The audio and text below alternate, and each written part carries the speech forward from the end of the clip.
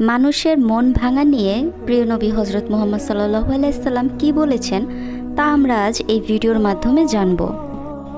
একদিন প্রিয় নবী হজরত মুহাম্মদ সাল্লাল্লাহু আলাইহি সাল্লাম হজরত আয়েশা রাদিয়াল্লাহু আনহাকে ডেকে বললেন, হে আয়েশা, আজকে আমি অনেক খুশি। তুমি আমার কাছে কি চাও বলো, তুমি আজ যা চাইবে তাই তোমাকে দেয়া হবে। এ কথা শুনে আয়েশা রাদিয়াল্লাহু তাআলা আনহা চিন্তায় পড়ে গেলেন। হঠাৎ করে তিনি কি চাইবেন সেটা বুঝে উঠতে পারছিলেন না। যদি ভুল কিছু চেয়ে বসেন আর নবীজি কষ্ট পেয়ে যান, এরকম অনেক প্রশ্ন তার মনে জাগতে শুরু করলো। তখন আয়েশা রাদিয়াল্লাহু তাআলা আনহা নবীজিকে বললেন, আমি কি কারো কাছ থেকে পরামর্শ নিতে পারি? তখন নবীজি তাকে অনুমতি দিলেন। তখন আয়েশা রাদিয়াল্লাহু তাআলা আনহা তার পিতা আবু বকর রাদিয়াল্লাহু তাআলা আনহার কাছে গেলেন এবং তার কাছে পরামর্শ চাইলেন।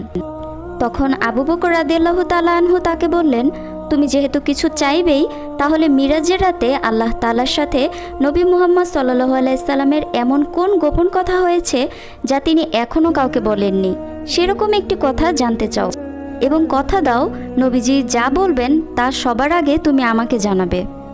এরপর আয়েশা রাদিয়াল্লাহু তাআলা আনহা নবীজির কাছে গেলেন এবং মিরাজের রাতের কোনো এক গোপন কথা জানতে চাইলেন।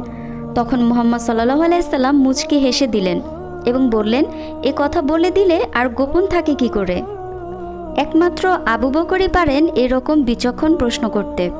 এরপর রাসূল সাল্লাল্লাহু আলাইহি সাল্লাম বলেন, হে আয়েশা, আল্লাহ আমাকে মিরাজের রাতে বলেছেন, হে মুহাম্মদ সাল্লাল্লাহু আলাইহি সাল্লাম, তোমার উম্মতের মধ্যে যদি কেউ কারো মন ভেঙে যাওয়া মন জোড়া লাগিয়ে দেয়, তাহলে আমি তাকে বিনা হিসাবে জান্নাতে পৌঁছে দেব।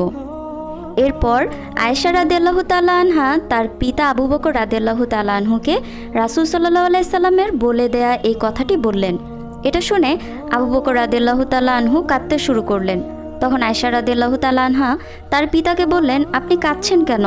আপনি তো কত ভাঙা মন জোড়া লাগিয়েছেন, আপনার তো বিনা হিসাবে জান্নাতে যাওয়ার কথা। তখন আবু বকর রাদিয়াল্লাহু তাআলা আনহু বললেন, হে আয়েশা, এটার উল্টো কথাটি চিন্তা করে দেখো। কেউ ভাঙা মন জোড়া লাগালে সোজা জান্নাতে যাবে, ঠিক তেমন মন ভেঙে দিলে জাহান্নামে যাবে। সেই চিন্তাই আমি কাঁদছি। এরকম আমাদের সমাজে আজকাল অনেক মানুষ প্রতিশ্রুতি দিয়ে কথা রাখে না। প্রতিশ্রুতি পূরণ করা নবী রাসূল ও সৎকর্মপরায়ণ মানুষের বিশেষ গুণ এবং প্রতিশ্রুতি রক্ষা করা সম্ভ্রান্ত মানুষের অভ্যাস। প্রতিশ্রুতি ভঙ্গ করা পাপাচারী ও হীন মানুষের চরিত্র। কঠিন কিয়ামতের দিন মহান আল্লাহ তাআলা এই প্রতিশ্রুতির ব্যাপারেও হিসাব নেবেন। পবিত্র কুরআনে ইরশাদ করেছেন, আর অঙ্গীকার পূরণ করো, অবশ্যই প্রতিশ্রুতি সম্পর্কে জিজ্ঞাসাবাদ করা হবে।